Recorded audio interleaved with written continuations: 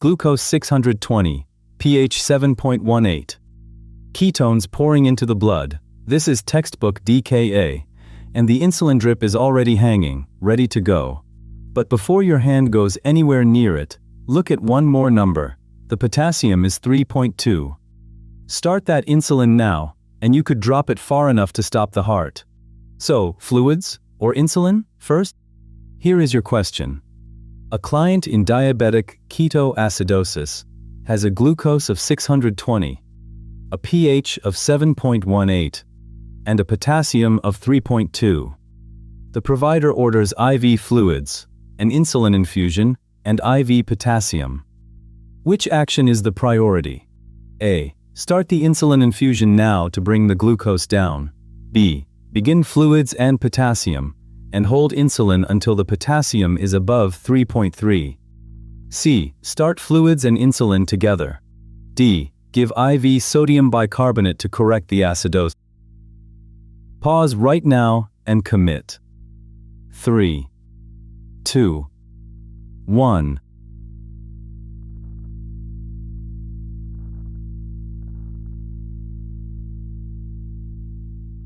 The answer is B.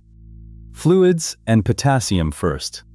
And hold the insulin until the potassium is above 3.3. The glucose is high and it is screaming for insulin.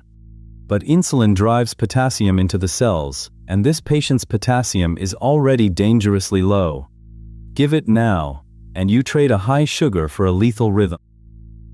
Here is why. Without insulin, glucose cannot get into the cells, so it climbs and spills into the urine, dragging water with it. The body burns fat instead, and that produces ketones and acid. Your patient is dehydrated and acidotic. You are here. Now the trap. That acid pushes potassium out of the cells and into the blood, so the serum potassium can look normal, even high, while the total body is deeply depleted. Give insulin, and it drives that potassium back into the cells all at once. The number crashes, and the heart can go with it. So read the potassium carefully because it lies. The number on the screen, the serum potassium, can look normal or even high because the acid pushed potassium out of the cells. It is falsely reassuring. The truth is the total body potassium, and it is severely depleted, lost through all that urine. The moment you give insulin, potassium rushes back into the cells and the real deficit is exposed. So you treat the total body deficit, not the comfortable number on the screen. So here is the order of operations. First, fluids, isotonic saline, and plenty of it, to restore the volume and the perfusion. Second, potassium. If it is under 3.3, you replace it, and insulin waits. Third, insulin. A regular insulin infusion to shut off the ketones and close the acid gap, and when the glucose falls to around 200, you add dextrose so the insulin can keep running. Here is the rule to carry out of this. In DKA with a low or borderline potassium, fluids and potassium first, insulin only once the potassium is above 3.3. The high glucose is loud, but it is not the thing that kills first. And make sure it is even DKA. 3 findings define it: a glucose over 250, a pH under 7.3, a bicarbonate under 18, ketones in the blood or urine, and an anion gap that is wide open. Notice the glucose is only one of them, and it is the least reliable, because in euglycemic DKA, often on the newer SGLT2 drugs, the glucose can look almost normal, while the acid and the ketones tell the real story. One more thing, because 2 drugs are doing 2 different jobs. The fluids restore the volume and the perfusion, but fluids alone do not close the acid gap. The insulin shuts off the ketones and closes the gap, but insulin must not come before the potassium is safe. Volume is one problem. Acid is another. Fluids go first, and insulin follows, only once the potassium is above 3.3.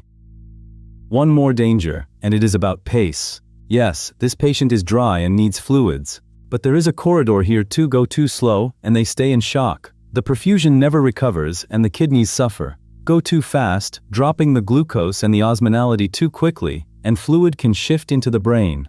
That is cerebral edema, the feared complication, especially in children. So you rehydrate steadily, you let the glucose fall gradually, not off a cliff, and you watch the mental status like a hawk. A patient who gets more confused as the numbers improve is the one you worry about. 2 to lock in. For the order: Fluids, potassium, insulin. F. Fluids first. P. Potassium check.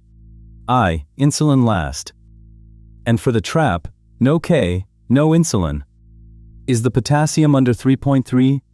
Then hold the insulin and replace the potassium first. Sugar can wait a few minutes.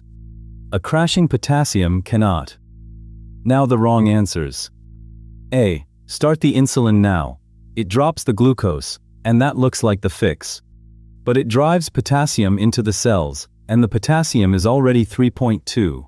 You would trade a high sugar for a lethal arrhythmia. That is the trap. C. Fluids and insulin together. The fluids are right, but starting insulin at the same time is still too early with a potassium this low. And D. Sodium bicarbonate. It is not routine in DKA. It is reserved for a pH under 6.9, and it does nothing about the threat in front of you. Tie it together. Your cues. Glucose 620, pH 7.18, potassium 3.2, ketones positive. Your action: fluids and potassium now. With insulin held until the potassium is above 3.3, and the outcomes you are steering toward: the volume restored, the potassium replaced, the insulin then closing the acid gap safely, and no arrhythmia along the way. Now test yourself. New arrival, same DKA. Glucose 640, pH 7.15. But this time the potassium is 5.9, high, not low. Do you still hold the insulin? No. Start it. Along with the fluids. A high potassium in DKA is being held out of the cells by the acid, and insulin is exactly what brings it down safely. So you do not hold it, you give fluids and insulin, and you recheck the potassium as it falls. What flipped the answer was not the sugar, it was the potassium. One more. A type 2 diabetic on one of the newer SGLT2 drugs. Glucose only 190, but the pH is 7.2 and the ketones are positive. Too low to be DKA? No, this is euglycemic DKA. A near normal glucose, with the same acid and the same ketones. You treat it exactly like DKA. Fluids, insulin, with dextrose added so the drip can run, and you close the gap. The glucose was the distractor, the acid is the disease.